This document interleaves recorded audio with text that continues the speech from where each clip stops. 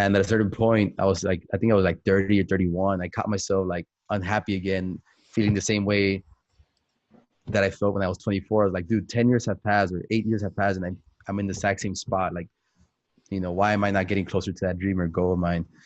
And I decided to close down my studio. I gave all the employees like a 6-month window, and I closed it down June 1st of 2015. And when I closed it down, I didn't just close it down just to like not do anything. I closed it down with the intention of filming a documentary called Hustle New York.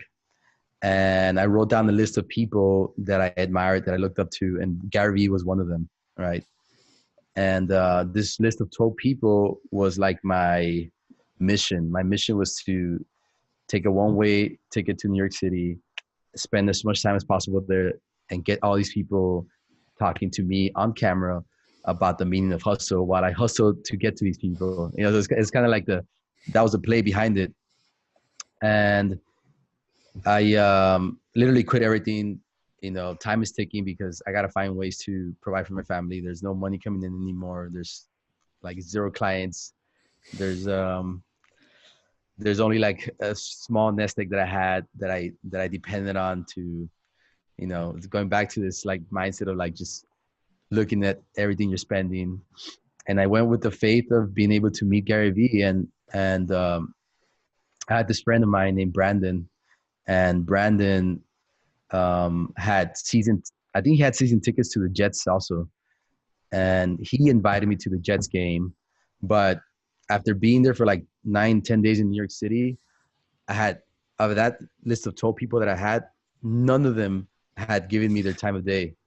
So it was it was almost like literally a test of faith, and I remember showing up to that Jets game, and I knew GaryVee was going to be there because GaryVee goes to every Jets game, home game at least.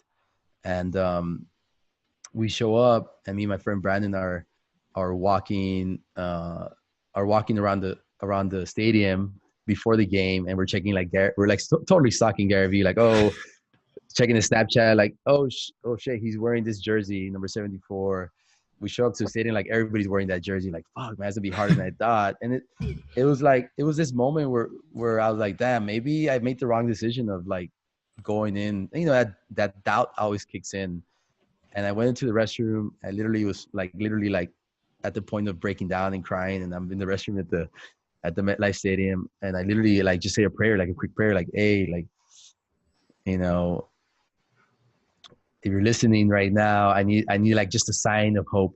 That's it. Let's say like I'm not asking anything else, a sign of hope. So long story short is we finally get to the seats, and we're sitting down. I look up like a few, like I'm looking around, I was still looking for Gary, and he's literally sitting like 4 rows behind me, maybe 3 rows behind me. And I'm the only one in that vicinity with a fucking DSLR camera, shotgun mic, Casey Neistat style. And I just pointed the camera at him, and that was like my icebreaker. Like he went off on my camera, and then I asked him for an interview. He's like, let's do it during halftime.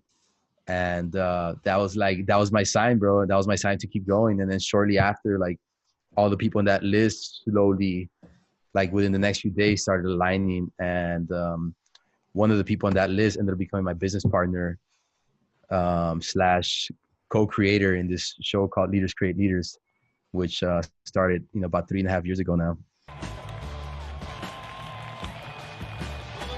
This is real hustle because I never do work at a Jets game. So this is much love. 24 hours of smart work, not just dumb shit work.